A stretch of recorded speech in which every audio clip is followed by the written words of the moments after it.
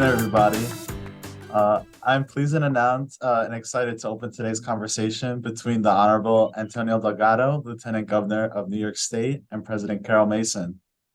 For those who don't know me, my name is Juan Pantaleon. My major is criminal justice with a minor in law. And this is my freshman year at John Jay College of Criminal Justice. I'm currently part of the inaugural cohort of My Brother's Keeper Connect program and a brother in the CUNY BMI Urban Male Initiative. At this moment, my career goal is to be a federal agent or a criminal defense attorney. With that being said, thank you for the opportunity to introduce Lieutenant Governor Delgado. Lieutenant Governor Delgado is a proud New York State native hailing from Schenectady, New York. Delgado is also now the first person of Latino heritage to hold statewide office. As Lieutenant Governor Delgado is in second command to the governor. In this role, he is president of the state senate, will serve as acting governor in absence of the governor from the state, and lead several state initiatives and councils. Delgado is chair of the Hate and Bias Prevention Unit that promotes acceptance, tolerance, and an understanding of diversity throughout the state. He also oversees the state's regional economic councils, which directs millions in state investments to job creation, workforce development, and economic growth. And he co-chairs the state's council on community justice, whose goal is to improve effectiveness and fairness of the state's criminal justice system. Before his appointment and election as lieutenant governor, Delgado had a career in the music industry, empowering young people through hip hop, worked as an attorney, and represented upstate New York in the House of Representatives. In fact, Delgado was the first person of color to represent upstate New York in Congress. In the House of Representatives, he advocated for affordable health care, criminal justice reform, veterans, and protecting small businesses. Lieutenant Governor Delgado's dedication to social justice and anti-poverty work has been evident throughout his career, and I'm so excited to hear about his work and his insights in his current role. Today's conversation will be facilitated by John Jay College President Karol V. Mason, a legal pioneer and voice for equality, fairness, and criminal justice reform. Before joining John Jay College, Karol Mason served as United States Assistant Attorney General and head of the Department of Justice programs. President Mason oversaw an array of criminal justice initiatives, advancing community and police trust and reentry. She also served as a Deputy Associate Attorney General at the Department of Justice from 2009 to 2012, where she managed the Office of Justice Programs, the Office on Violence Against Women, and the Office of Community-Oriented Policing Services. President Mason received her law degree from the University of Michigan Law School and her bachelor's from the University of North Carolina. I want to thank, again, the Office of External Affairs and the Office for Advancement of Research for arranging this program. And without further ado, please join me in welcoming the Honorable Antonio Delgado to virtual John Jay. Thank you. Thank you, Juan. I very much appreciate the introduction and the opportunity to connect with the students. I'm going to try to keep my remarks brief because I think a lot more is learned through dialogue and a real exchange of ideas. I will say, though, it's important to get a sense of who I am and my own personal journey. I think it's important to know that politics for me and being in government wasn't always a part of the plan. I'm not somebody who grew up always thinking about being a political actor or even serving in government.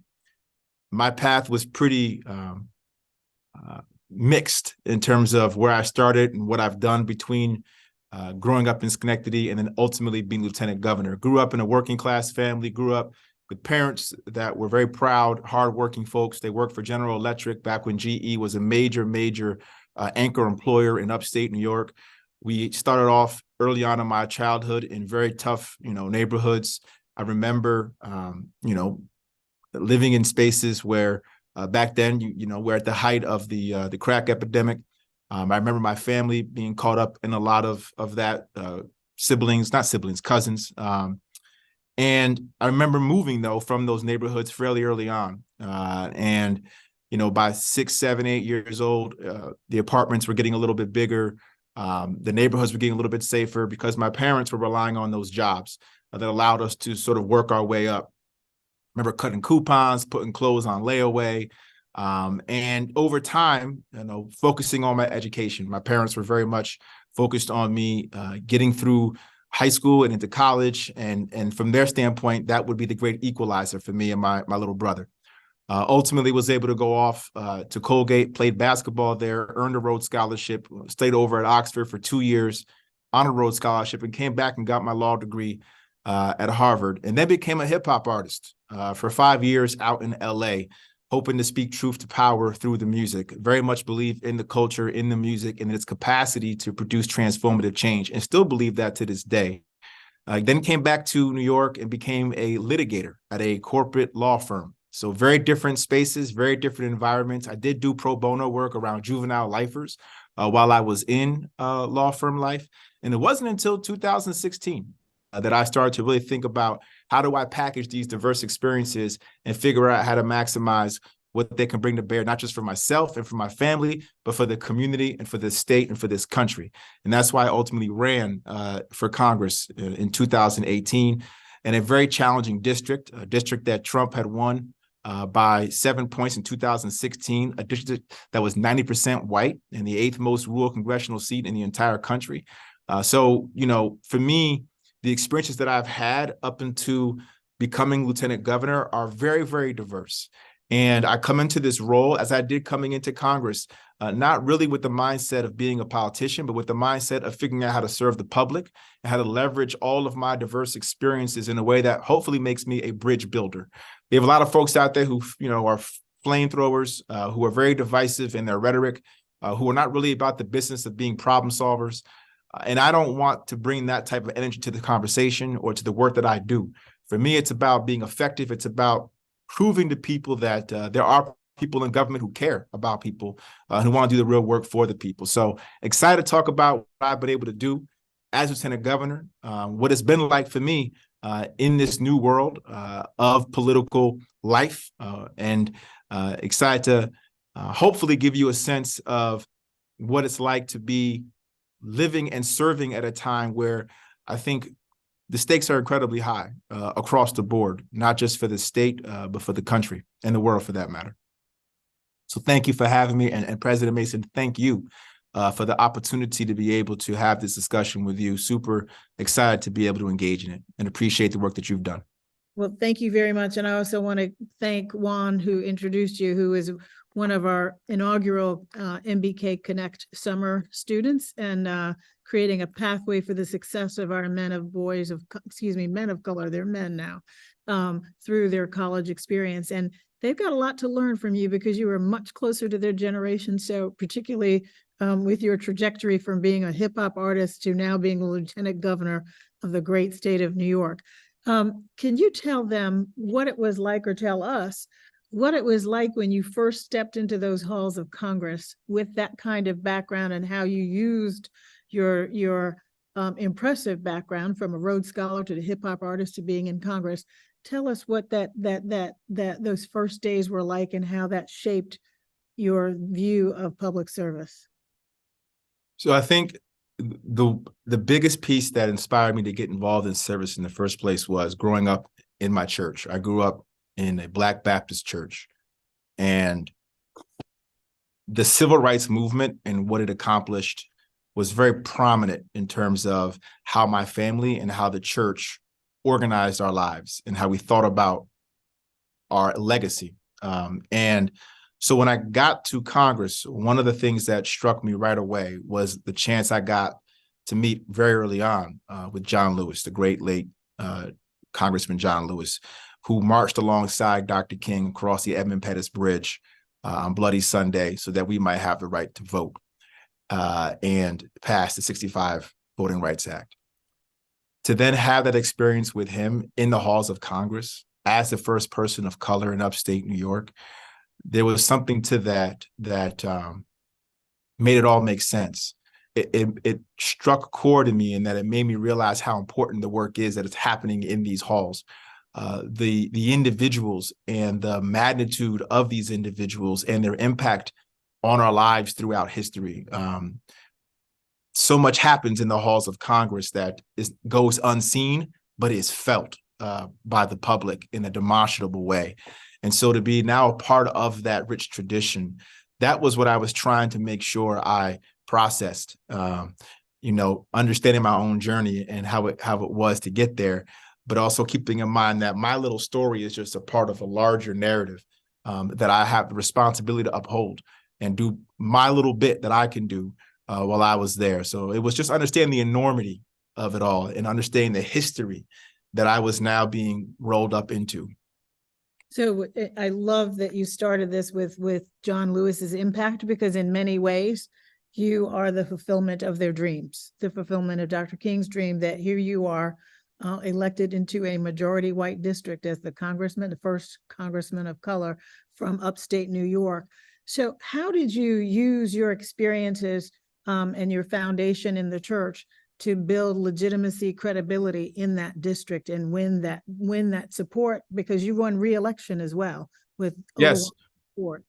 I appreciate that. And I think the biggest lesson I drew from my time in church and as a man of faith is, there's a way in which belief in a higher power, there's a way in which those traditions centered in family and in giving and in service that are often highlighted in church, they don't know race and they don't know party. You just have to be human to understand them. And so when I talked about my upbringing in my former district, I talked about growing up in the church. I talked about my values before I talked about my policy positions. I talked about character and integrity and honesty and decency and civility and love and compassion and truth and justice and fairness. I talked about these things in a way that I think no matter where people fell along the political spectrum and no matter their race, they resonated on a human level first. And so because I was anchored in that moral center by virtue of how my upbringing, I think there was a level of authenticity that was felt by individuals, no matter what their background was, and it was relatable. And so I really leaned into those basic first principles in every interaction that I had. So if I'm stepping into a town hall or if I'm stepping into, a school, I don't lead with, we got to get this done. We got to get that done. I lead with, well, let's talk about our values. Let's talk about what we believe in, that informs our decision-making in the first place. So before we get to left, right, let's make sure we talk about right, wrong, and then go from there. I'm furiously taking notes and I'm glad we're recording this, because this is powerful, not just for our students, but for those of us who are adults in the room as well. So even at your young age, you're still continue to be the first of many things. So help us understand how you navigate now being the first person of color elected statewide in Right. this role of lieutenant governor. So you're not the first lieutenant governor of color, but you're the first one elected statewide. Yes, and so my background is like many New Yorkers. It's layered, right? So as I noted, I was raised in a Black Baptist church. In terms of how I was culturally brought up, that was sort of the anchor.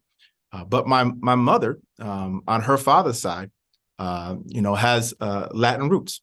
Now, that side of her family, she didn't know that well. Her father passed away when she was 2. But her maiden name was Gomez. And my name is Antonio Ramon Delgado. And so that's always been a part of my identity. It's always been a part of my heritage. And on the other side of too, my biological father is Cape Verdean, which is where the actual Delgado comes from. So I'm a Black man with both Cape Verdean and Latino roots. Interestingly enough, when I was in Congress serving in a 90% white district, the complexities of my identity didn't really come to the fore that much. I think people just assumed, well, he must just be Black or a person of color, or, I'm one of, very few, right, in the district. But then when you pivot to a statewide role in a state as diverse as New York, with so much color and texture and vibrancy, the complexity of my own identity, I've had to figure out, how to make sure that I am true to myself and true to who I am, while at the same time being able to connect with communities all across this state, particularly down in the city, which is vastly different than what I was experiencing when I was in upstate New York, serving in a 90% white district. So the first piece for me, when you say being the first, I always look at that more so from the standpoint of, I want to make sure that as I do the work, people can relate to me in a meaningful way. They want to relate to me by virtue of our shared culture, our shared identity. But more than anything, I want to take pride in the fact that they relate to me as somebody who is doing right by everybody, and that has the capacity to do right by everybody by virtue of my own diverse narrative and my own diverse set of experiences. And so it's more about trying to lead in that regard, and ultimately being able to connect with as diverse a group of individuals and cultures as possible. And I think in New York in particular, that is a real strength of mine, to be able to walk into any space, anywhere in the state, upstate, downstate, central New York, doesn't matter. White, black, brown, doesn't matter. And figure out a way to really connect in an authentic and genuine way. What's interesting, and I'm going to be coming to you in a second, Juan, for your question, is that you do represent the complexity of our state, the diversity of our state in one person, in one family, because you are Latinx, you are, seen as a Black man, and you are raising Jewish sons. Exactly. My wife is Black and Jewish as well. So you are New York, a complex, diverse place, a family in one place. So Juan, are you coming back on? He's got a question for you. Yeah, thank you. I just wanted to ask, so with your position, what statewide initiatives or projects are you looking forward to coming up? So I'm continuing to work currently as the chair of the newly formed Hate and Bias Prevention Unit. This was a unit that was formed earlier this year in January by the governor, with the idea being that we would set up regionally based councils, 10 regions of individuals who volunteer their time, whether it's in the LGBTQ space, the Jewish space, the Latino space, the faith-based space, but individuals who care deeply about creating environments for constructive conversations to combat hate and intolerance in a meaningful and thoughtful way. So I'm the chair of this unit. And so for me, continuing to do that work all throughout the state, engaging with these councils. We also just announced a hotline that individuals who experience hate can call. I think it's 844 No to Hate. So this is something that we're very proud of and want to continue to build upon. The other piece, though, is, and it's related, is I'm hoping to roll out in the coming months an initiative that is focused on service and civic engagement, making sure that as we wrestle with the ways in which how siloed information is being shared and communicated, we have to figure out how to connect to each other again, connect to our communities. The epidemic of loneliness is such that I think we've forgotten how to see the humanity in each other.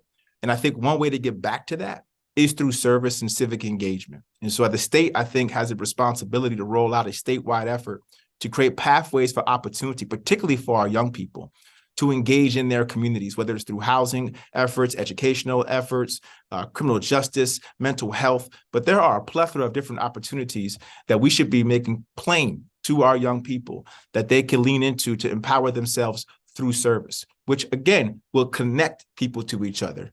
And when you are connected to people, you have less of an opportunity to have that intolerance take root, because you can relate to people as they're more familiar with you and you are more familiar with them.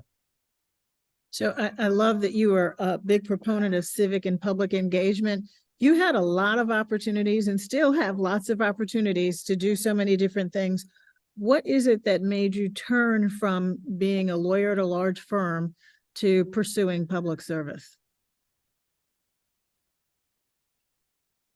You know, I can answer this a couple of ways, but one of the things, and I think it's important for the students to hear, is what I've tried to do at every turn of my life is follow my heart. And sometimes doing that has confused a lot of people. You know, when I graduated from law school, I confused a lot of people when I did not accept law firm offers and moved to LA to become a struggling hip hop artist for 5 years and sleeping on an air mattress and have odd end jobs like being a parking lot attendant. I certainly confused my mom and my dad. But I was following my heart because I had something inside of me that made me feel compelled to do that work at that time. When I came back home and then ultimately 5 years later became a lawyer, what really drove me to come back home was love. I wanted to marry my girlfriend at the time, and I wanted to have children. I want to provide. And so a lot of what I was doing was about trying to create a world for me and my family. And then when the opportunity came to serve, it was a moment in time, when 2016 happened and there was a lot of questions about the future of the country and what leadership would look like and, what it meant to be American and what the future of this country would look like and what the future of my state would look like, in particular, my own community growing up. Lacey, my wife, also grew up in upstate New York. I just felt compelled in that moment that I was too fortunate in my life to not figure out how to give back, to not figure out how to serve. Now, I've always had an appetite for politics. I studied it in college. I love to read about politics, but elected politics was something that I never really felt compelled to do until that moment. And once I felt compelled, and once I had my wife with me and my family behind me, then it was just a matter of saying, let's go. And ever since I've been in it, for me, it's not about how long I'm going to be doing it. I don't look at this as this is a lifetime type of endeavor. This is what I feel I should be doing now. This is how I orient myself in this work. And I feel like if that's how you do it, then you're more apt to do it, not for the pursuit of power, right, or holding on to power. You're more apt to do it from a place of genuineness, where you really want to figure out how to have an impact in a meaningful way. And as long as I feel that, as long as I wake up and feel like I'm walking in something that's giving me purpose and meaning, then I'm going to keep doing it. The moment I feel like I'm just going through the motions or just holding on to something for stature, then, this won't be right for me. And I won't feel like I'm doing what I should be doing. So that's a long answer to say, really, it's just something you feel, right? Either you love, that's the word, right? Either you want to love what you do, or you want to love how you spend your life. And I've been fortunate and blessed, to feel like I've had the opportunity to chase after those things that I love, that I want to do out of love, not that I want to do for some other end. Thank you for this wonderful example about what the service means in public service. So thank you for that.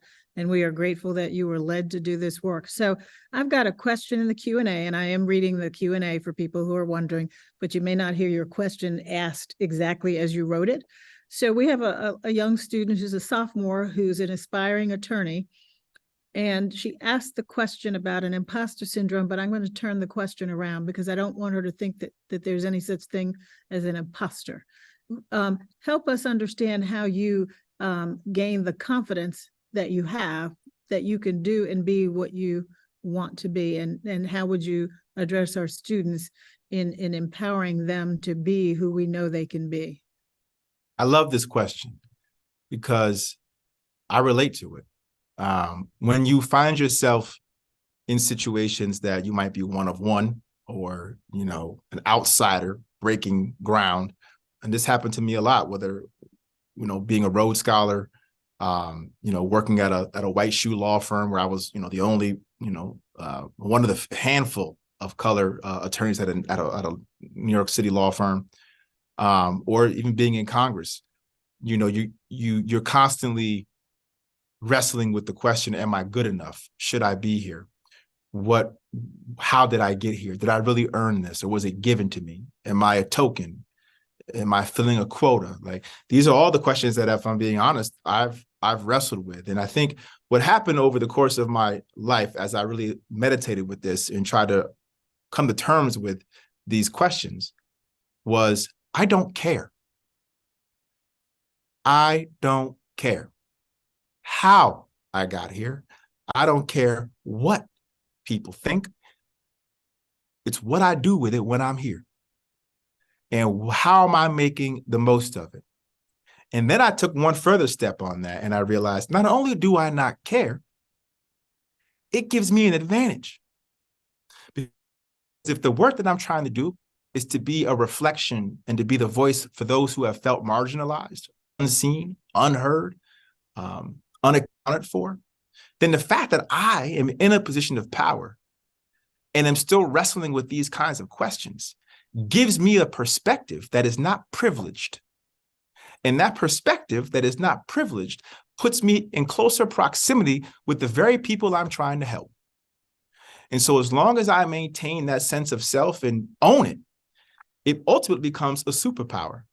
And if I'm able to actually channel it in the most effective way possible, not only does it resonate with people who I might think look like me or come from the same background, but turns out it actually can appeal to a lot of folks who don't look like me, but also might feel the same way for any other set of reasons. And so it's actually flipping what could be seen as a weakness ultimately into a strength. Now, that didn't happen overnight. I guarantee you that. I had to sit with that, think about that, and ultimately make the decision that this is what it's going to be, and then decide to move accordingly. The wonderful thing about you having sat with it and getting to this point is our students can learn from you and shorten that time period for themselves. So I hope so. I hope so. So thank you for that reframing of this as their superpower and not as something that they need to overcome. So question for you, I'm going to go back to your experience, your current life now. We know that you've been very interested in justice reform and you're leading a council on that. I know about it. Thank you for inviting me to be part of that conversation, but tell the audience about what that work is like and why you were led to creating this council focused on justice reform. Well, this is an issue that for me, as I alluded to early on, that's kind of been a part of my life.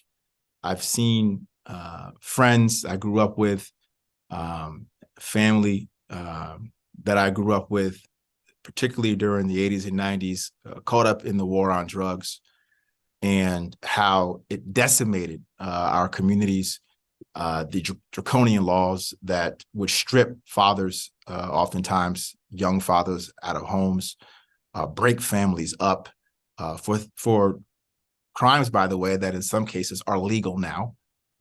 And understanding that as somebody who lived it and experienced it, not directly, but seen the effect that it had, that I want to figure out a way to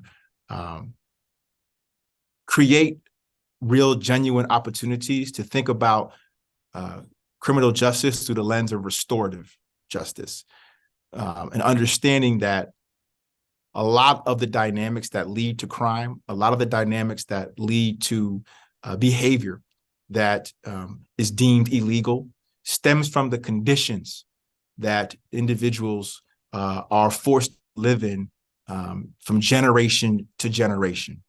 And the ability to not be aware of that or not see that or not do that work only reinforces the realities that so many of our Black and brown people in particular are forced to engage. And so this Justice Commission and Council is meant to sort of bring to bear a diverse set of points of view, individuals who have been impacted by the law, individuals who have been on the side of law and order, individuals who are worried about folks coming home and the reentry process, individuals who work inside of the system itself, the jail system, and what are we doing inside that system to provide restorative work. These are all critical issues that are so important and ultimately can even lead to outcomes like we saw with Clean Slate. Where we're thinking about holistic approaches to empowering communities who have been impacted oftentimes by a justice system that has done them wrong. And so this for me is something that I've worked on, again, not just in real time today, but even when I was in law school, I would go in and do clinical work around school to prison pipelines. I would go into classrooms and talk about the Fourth Amendment and understanding your rights. And then, of course, when I was as a lawyer at Aiken Gump, my law firm, I did work around juvenile lifers, which was a tremendous eye-opener to know that for a long time, this country was such that it was not deemed cruel and unusual punishment to lock up a juvenile for their entire life without the possibility of parole.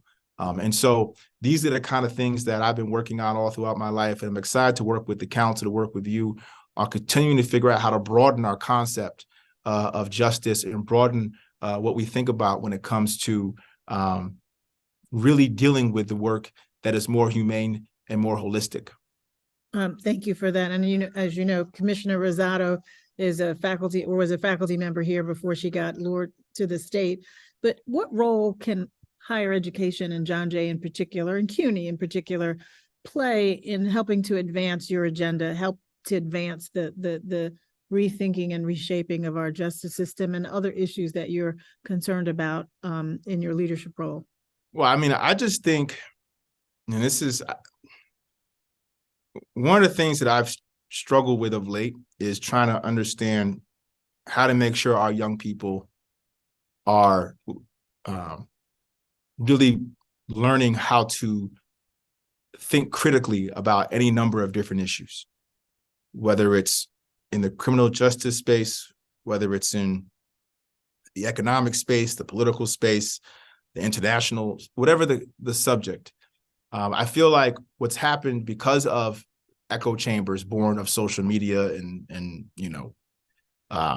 TikTok and all these different ways in which things can be siloed, that it's incumbent upon our educational institutions to serve as safe spaces for genuine attempts at mutual understanding, genuine attempts at rich dialogue. That will require some level of vulnerability, that will require some level of forgiveness and mercy and grace across the board, because not everybody knows everything. And so when I was in college, that was a time for me to make mistakes. That was a time for me to learn through that process of making mistakes, to understand that I didn't know everything and that it was okay to seek knowledge and to equip myself with diverse points of view. And so I just think that our educational institutions, John Jay, CUNY, SUNY, you name it, we have to, and I want to be a part of that process myself, which is why I thought it was very important to be having this conversation with you. And I want to do more of this across the state and in person, and engaging with our students, because to me, there's a responsibility on the part of our leadership to also set the example. And unfortunately, I think not enough leaders are setting the example, and they're just chasing headlines or sound bites, and just playing into the dynamic that ultimately undermines real conversation. Mm-hmm.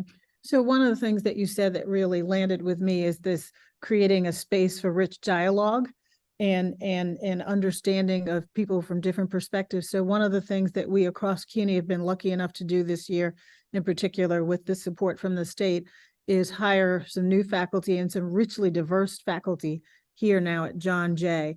Can you speak to your thoughts about the importance of having strong diversity within the ranks of faculty and what role that plays in the educational process?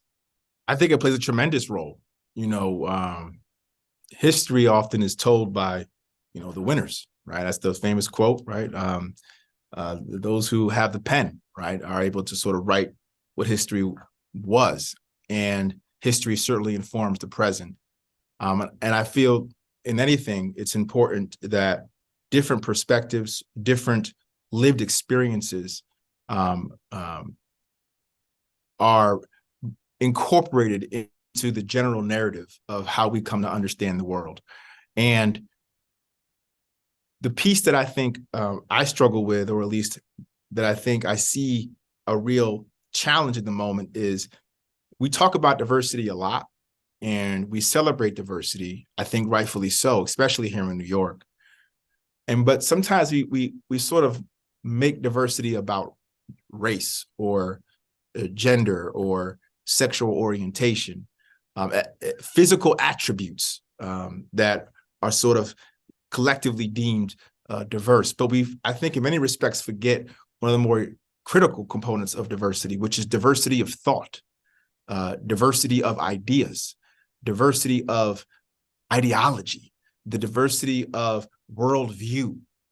Now, not every ideology, not every worldview, not every perspective is good or bad, but beyond that, right? The point is, the more you have, if you are somebody who wants to be open-minded and to learn and to grow in the name of truth, you don't want to step into any conversation with a predetermined mindset of what is appropriate and what isn't appropriate. You need to be able to allow yourself to absorb all different points of view so that you can then wrestle with the different reasoning pieces of that. Now, I might be biased with this because I also majored in philosophy at a liberal arts school. So I spent a lot of my time, in this headspace. So I'm speaking from a place of how I oriented myself. But I do think it's important because it ultimately helps you, not just in some sort of heady way, but in life. It helps you learn how to think. It helps you learn how to understand people. It helps you learn. And these are the kind of skills you need more than anything in life, is how do you relate to people? How do you understand how to work with somebody in your office space, or work with a subordinate, or work with a supervisor? These are all skill sets you have to deal with, because you don't know who you're going to encounter in life as you try to make your way and provide for your family. So putting yourself in situations where you have to be exposed to different points of view is critical. And to have teachers, right, that reflect that as you go from classroom to classroom, only helps to shape that ideally in a very organic way. That is something we all need to be hearing right now, about learning how to be uncomfortable with things, perspectives and thoughts that may be different, and how we navigate these spaces. So I'm going to pivot a little bit and give you a chance to talk to us about what initiatives are you particularly excited about in your job now? I think, and I spoke a little bit about this with Juan in terms of the service and civic engagement piece. I think there's going to be a real opportunity to work with our young people around how they can engage with their communities and help in a meaningful way. I'm also, and this is more of a long-term type of project and vision, and you mentioned Commissioner Rosado, who I've become very, very close to, as she's worked with DCJS, Division of Criminal Justice Services. I traveled with her across the state for the better part of this year as part of their tour with communities living in distressed areas. And by distress, we mean communities that are, many of whom are living below the poverty line. There's high unemployment rates, there's high dropout rates, high school dropout rates. There's health outcomes are not good. These are all variable analyses that, help us to decide on a city by city basis, population, thresholds, which cities are really struggling the most. And as I've gone into each of these cities and met with the communities, and particularly our youth, I realize that so much of this is about intergenerational poverty and what's been passed down from community to community to community. And I think long term, what we need to be thinking about is how do we take a holistic approach to addressing this phenomenon? Because if we do not address this phenomenon in a real meaningful way, then every other issue we're talking about, whether it's crime, whether it's, healthcare disparities, whether it's, job opportunities, you name it, it all stems from, it's all being done, I should say, in a very fragmented and piecemeal approach, as opposed to a holistic, comprehensive one that I think collectively people can get excited about and inspired by. Because most folks don't like the idea of people growing up poor or impoverished, even if that wasn't their experience.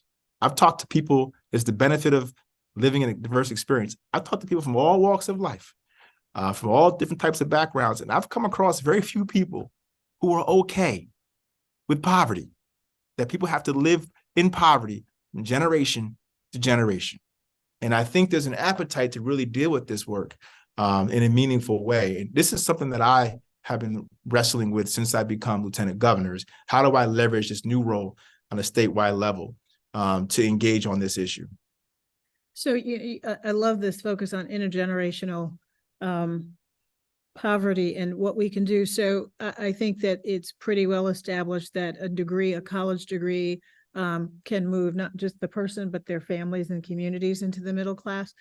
And you talked about how getting students engaged. If you were giving them advice about what kind of career paths that you want to suggest that they do that can help them engage with communities in a way that helps to tackle some of these issues, so they can be thinking about careers, because a lot of our students are first in their families to go to college, and helping them have an expansive view of what wonderful things they can do with a college degree. There's so many things. I'm almost uneasy about pointing to any specific type of path, but I will say that when you go through college and you learn about different opportunities, one of the things that I think is always at the forefront is education and being an educator yourself, and particularly educating our children. This is, to me, an issue that we haven't done enough in terms of reaching down into our pre-K, into our kindergartens, our elementary school age children, and really figuring out on a statewide level what we can do to not only help them in the classroom, but outside the classroom, whether it's through tutoring, whether it's after school programming. So just the landscape of education itself is rich for opportunity, as is the landscape for work in government. A lot of folks, myself included, growing up, didn't really have a deep understanding of local government or state government and how it was very much integrated into providing direct services to our communities, whether it's in healthcare, whether it's in employment, whether it's in housing. There are so many jobs that too many, particularly Black and brown folks, aren't necessarily in proximity to.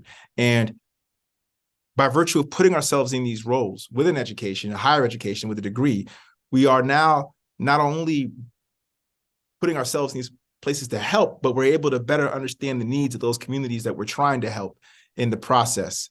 But the list goes on and on. I mean, we can always need, more individuals who are advocates in the legal profession, more individuals who understand, economics and entrepreneurship, more individuals who are working in construction and labor and science and technology and engineering. There's a whole array of areas. And the key, I would say, is be true to yourself and use the time you have in college to best understand what makes you tick. I came to college pre-med. That's where I started, because that's what my dad, who was not a doctor, told me he wanted me to do, because that's what he wished somebody had told him to do. And as a father now, I respect where he was coming from, but I also realized by my sophomore year, this was not my path. This was not an area for me where I was going to be successful. It sounded good, but it wasn't what felt right for me. And thankfully, I found a teacher who saw what I really had love for, and he put me in the right position to continue to go down that path. And it led to a whole other world for me that I was totally unaware of until I got to college. And so having that experience of learning what works for you, and it's okay to try things and ultimately realize that's not for you as well. So you've had experience with somebody putting their dreams on you. And so from the chat and the questions I'm getting, there's some people here putting their dreams on you. And so you've already told us about your philosophy about running for office, but they would like to know if you aspire to higher office, and they suggest such as the presidency.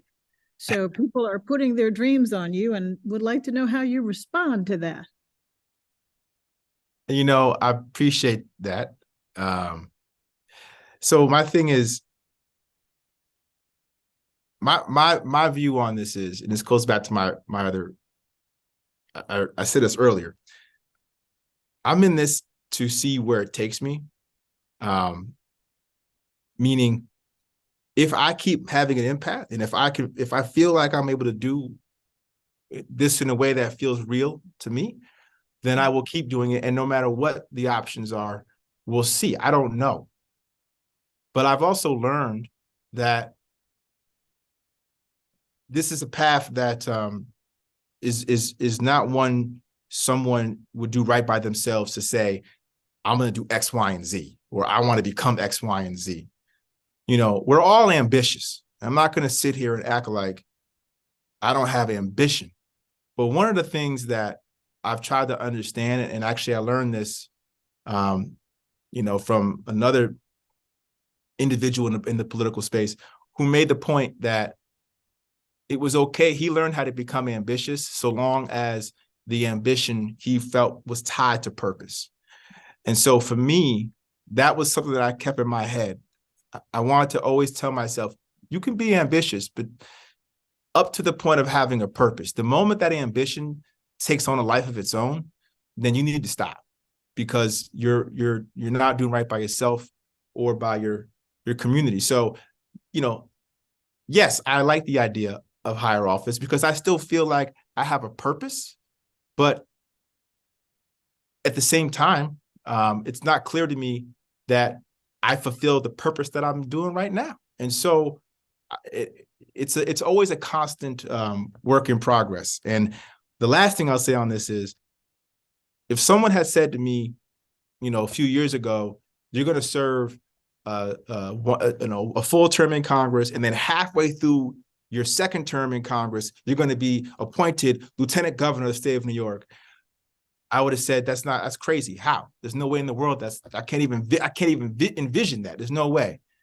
And what I did was I put my head down and I worked tirelessly every single day trying to be the best member of Congress that I could possibly be, not knowing the entire time that while I was doing that, I also was being watched by other people. And so when the opportunity presented itself, then it became clear that maybe this individual could be selected for this position. And so the takeaway for me in that situation is keep my head down and work and try to make the most of where I am. And if I do that right, then we'll see what happens. But chasing something just to be chasing it, you know, then that to me is where you go down the wrong hole. So we're coming to the end, and I love that letting folks on this call, many of whom are young students, know that do the best job you can where you are, and that's a good way to create other opportunities. So I apologize for the people in the chat who we haven't had a chance to get to your questions. And I want to correct something I said earlier. You're the first person of Latin heritage to be elected statewide. I used the phrase of color, but I needed to be more precise. So I wanted to give you that proper credit for what you've achieved and give you the proper time to give us your summation of what this experience has meant for you and what parting advice you have for us. Well, I appreciate the conversation. I really do. I always enjoy being able to try to have long form conversations, because so much of the world right now is short circuited. And especially again with you know, the students who are here, I want to just say thank you for tuning in and for engaging and being curious, intellectually curious. And I want to encourage you to continue to tap into that intellectual curiosity.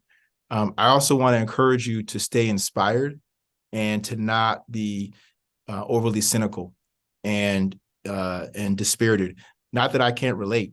I have my moments, and there's definitely moments where I feel like it's easy to ask, you know, how do we make sense of all of this?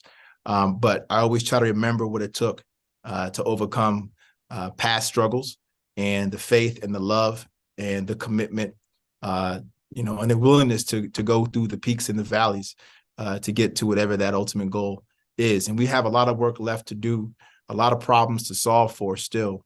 And I feel very blessed to be at least among those individuals trying to solve those problems and work on those problems. And I know that the future lies in our young people. And I care deeply about making sure that you have what you need to put your best foot forward in any way, shape, or form you choose over the course of your life. And so consider me an ally in your endeavor, whatever that endeavor is, knowing that I care about your future, just like I care about my kids' future, and, you know, look forward to what the future will hold. Well, I can tell you that we've all been inspired by your presence, by your conversation this afternoon, and we will be taking you up on your offer to come meet with us in person. I had been told by Commissioner Rosado and others that having an opportunity to sit in conversation with you would be transformative. And my pages of notes here are proof that we have learned so much from you and have been inspired so much by you. And I hope that everyone watching, but especially our students, see what they can be. And thank you for being that example and that inspiration. And thank you for coming back to John Jay, because we will have you back. Well, I look forward to it. And just as you said that you're here to support us, we are here to support your success as well. So call on us when you need us, and we will be there as well. So thank you. Thank you. Appreciate you. Bye. Take care.